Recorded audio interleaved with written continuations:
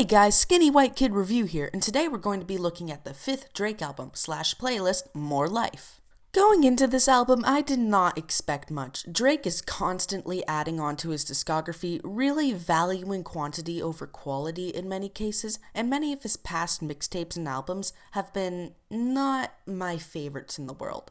With Views and Take Care not being all that great, and Nothing Was the Same, in my opinion, being pretty awful. Sorry to any Drake fans, but there are only a couple of songs on that album that I would actually replay. So what did I think of More Life? To be honest with you, More Life is my favorite Drake album yet. The production was amazing, with nice tropical beats I don't often get to see in rap, much less in Drake's music, making this album 10 times more enjoyable. After doing a bit of research, I realized that Drake's home city, Toronto, had a high Caribbean population, which explains the tropical beats. My favorite songs on the record were Glow, Do Not Disturb, and Madiba Redeem. I noticed that many of the songs at the beginning and the end of the record tended to be way better than the songs in the middle. Something I really like about Drake's More Life is you feel like the songs weren't necessarily so rushed on this album, but from songs such as 4422 to track 15, Can't Have Everything, I felt like this really wasn't the case. Some of the songs, even though there were some great songs in that collection, some of the tracks just felt a little sloppy, and I feel like he could have done better in some situations. The collabs really varied on this album. Kanye killed his verses on Glow, and Young Thug, surprisingly, helped make some of the best songs on the entire album. Then there was Gibbs.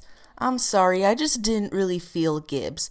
I feel like his lyrics weren't all that strong compared to Drake's and Kanye's. Then there's Quavo. This is the guy who made Bad and Bougie. Need I say more? I really like how Drake combined hip-hop, pop, and R&B into one album. It made this record really exciting to listen to, and I was always looking forward to what he was gonna put in next. And not to mention, on Glow there was a sample of Earth, Wind & Fire's Pure Devotion, which I really was not expecting, and it was a really pleasant surprise. Lyrically, this album was pretty alright. He had some great songs, such as Do Not Disturb and Glow, obviously, but then he also had some songs which I feel like he could have done a little better.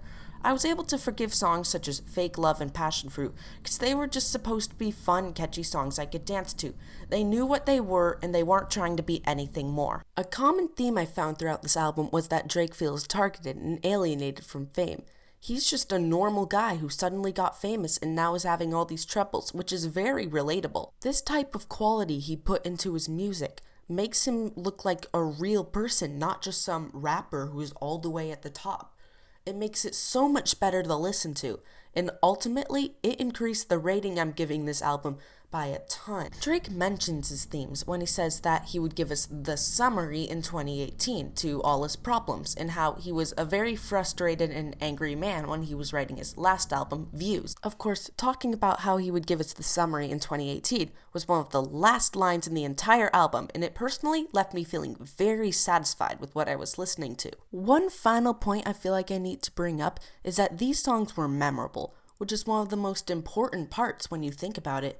He didn't make forgetful music, like Drake never usually does, and that's something I really admired. So that's why this album is actually pretty enjoyable. On a scale of 1 to 10, I would give More Life a 6. Overall, a good album, and I bet it'll get better the more I listen to it.